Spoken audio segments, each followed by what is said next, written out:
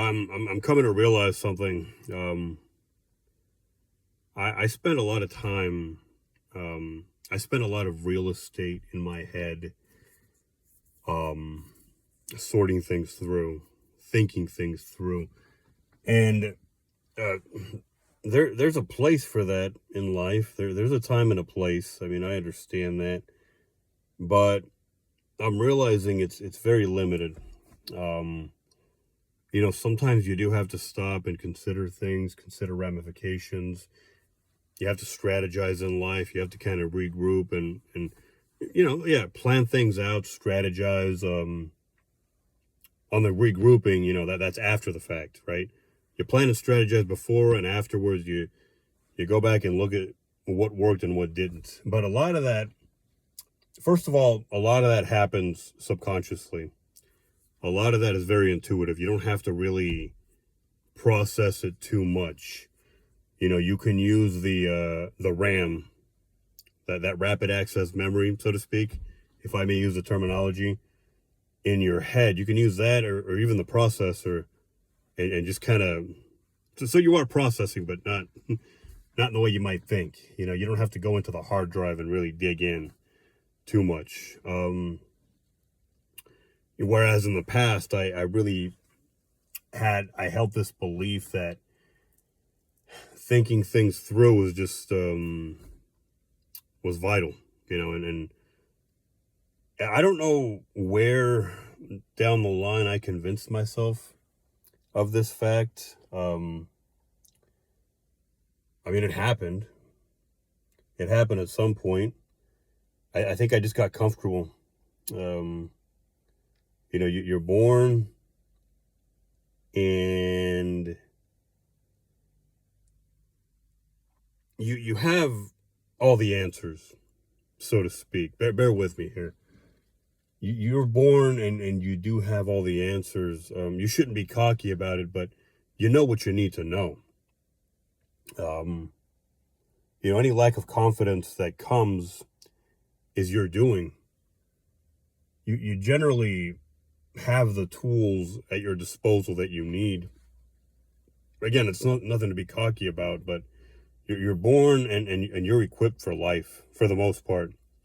You have the reflexes and the instincts that you need, and whatever you need that you don't have, or that isn't honed perfectly, you'll acquire, and you'll sharpen as needed. That's life. You have the tools that you need. When you're a child, you're equipped to live life. You're equipped to deal with situations for the most part. I mean, and you'll acquire knowledge as needed, but it's not that there's a special sort of manual that you have to download, or a special bit of knowledge, or groupings of knowledge that you have to bring in. You don't have to puzzle life out, but somewhere along the way you convince yourself that you do. And it begins with a simple matter of the first time you let fear take over, and something doesn't go your way. Rather than just keeping on moving, you're afraid to keep moving, so you stop, and you get paralyzed. And what do we do when we get paralyzed in life? We start to think. It's cyclical. When you're thinking, and you're thinking too much, that paralyzes you, whether you realize it or not. You get stuck. Even when you're moving in a straight line, but you're stuck when you're thinking. And when and that came from that first time in childhood. You got paralyzed, and so you started thinking, you started planning through life, rather than just living, rather than just being. And so it happened, and maybe that worked for you to some extent. Maybe you convinced yourself that all that thinking got you through, and really what it did was it was the fact that you were paralyzed, the fact that you stopped yourself. That's useful in life. That helps you avoid confrontation, and that can actually help, but it comes at a cost. You stop, you you stop, and you think things through, and that keeps you from doing things, that keeps you from being confrontational. And so you convince yourself that you thought your way through a problem. You know, you avoided something, or you sorted through something because you thought ahead and you planned ahead. But what helped you out was not the thinking. It was the fact that you were paralyzed, so to speak. That made you look like you weren't a threat. And you got comfortable. You know, you did it the first time, and then you did it a second time and a third time. And nobody wants to believe they're a coward, right? So you weren't going to allow yourself to believe, you weren't going to develop this belief that it was the fact that you were being non-threatening that was greasing the wheels for you in life. You decided that it was the fact that you were thinking. And really, I'm going to tell you something. It's a harsh reality, but a lot of the thinking that we do in life is nonsense. It is complete bullshit. And believe me, I'm talking from experience. Okay, I'm up there, you know. Off topic, but I like to tell people sometimes when they get under my skin that, and I've told people before, I've told people this, I am the Michael Jordan of arguing. I can be. I'm a non-confrontational individual for different reasons, and I always look for my own reasons, you know, and this is kind of related in a way, but I look for, you know, for the diplomatic way out of situations. The big guns are there, you know, the nuclear shit is in the arsenal, but you don't, every time you walk across the street and you see a cockroach or a fucking, you know, or a couple of ants, you don't throw a nuclear warhead at them. And you know, because you don't do that, you know, you got imbeciles out there walking around doing that shit. People, because you don't do that, they develop this belief that you're weak and that you don't have the warheads, you know, locked away somewhere. They don't think you have them. And they start to think that you're just a punk, pussy bitch. And it's fair. I mean, it's fair. You know, anytime we see somebody who avoids confrontation, it's what we believe, you know. And sometimes people just never have been there. They've never handled confrontation like men, you know.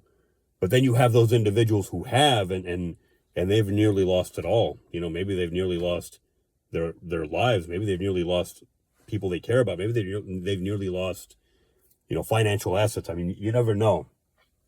But I'm drifting way off topic here, right? I guess that was a nice little tidbit.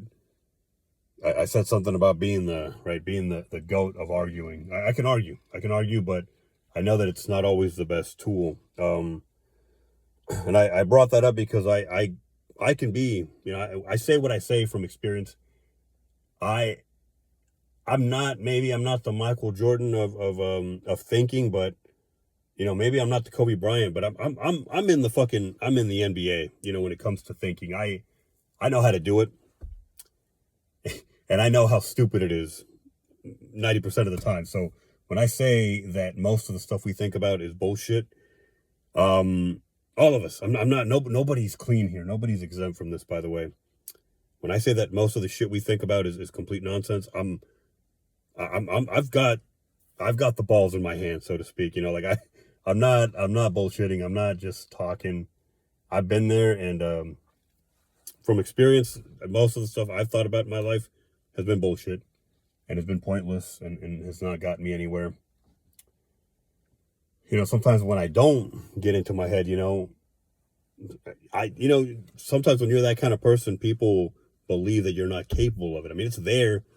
You just know better than to bring out a tool that you don't need, right? Except that thinking is not like a nuclear warhead. I mean, it's really, I mean, I guess, well, you know, it's not a complicated subject. I mean, it's simple, but thinking has to always be coupled with action, and it's the action I'm just gonna say that it's the action in life that produces the results. So if you're gonna have to take one without the other, it's a pretty simple. I think it's a pretty simple choice. One can operate without the other to an extent. The other one cannot. If you're just a thinker and you never get your feet off the ground, you never do anything. You're about as impotent as it's possible to be. You might as well not even be a thinker if the action isn't there. Whereas if you're someone who does things, that this is a little bit complicated. I mean, if you're someone who does things and you never think, that's a problem too. You need both, and I don't want to put more value on one than the other. They're both important, but you got to know the time and the place. And I think action tends to win out as far as being important, especially in a fast-moving world like the one we live in today, where results matter. If we lived in a place, in a society where you didn't have to be a man who did anything, right? If we lived in ancient times where you could get away with being a philosopher, maybe things would be different. But even then, there was a demand for things. Things needed to get done, things needed to be produced. So in the real world, action is king. And how do I wrap this up? What's the point I'm trying to make here? Well, yeah, I was talking about, being a kid, right? And how, it starts with that moment of fear where we get paralyzed, and then we get in our head and we start to think things through, and we convince ourselves that the thinking is what, accomplished something. But it wasn't the thinking. It was the paralysis that accompanied it, which made us seem non-threatening and which greased the wheels of life for us. And so that's a tool that you can have at your disposal, but you got to know the price that you're going to pay. In life, right, you get things done that advances you in life in every way, even if it's just your personal life. Let me tell you, even if you're just reading a book, sometimes you got to shut your mind up a little bit. If you've got too much floating around in here, you can't even read properly. I mean, even the nerd stuff, you can't even read a comic book properly or play a video game. You gotta slow things down in here. You gotta shut them up even sometimes. And where was I going with this? I almost lost my train of thought. Give me a second. You got to know the price you're paying when you right. So you accomplish things by doing through action, and sometimes I was watching the movie Copland yesterday, and Ray Liotta, rest in peace. His character talks about the diagonal rule and about how sometimes in life you have to avoid direct confrontation. Direct confrontation comes with a price. It can get you killed even. And it happens to people. Sometimes, you're at a red light. And he was making a cop analogy, right? Where even as a cop, you have the red lights and the sirens, but it would still behoove you to make a right turn.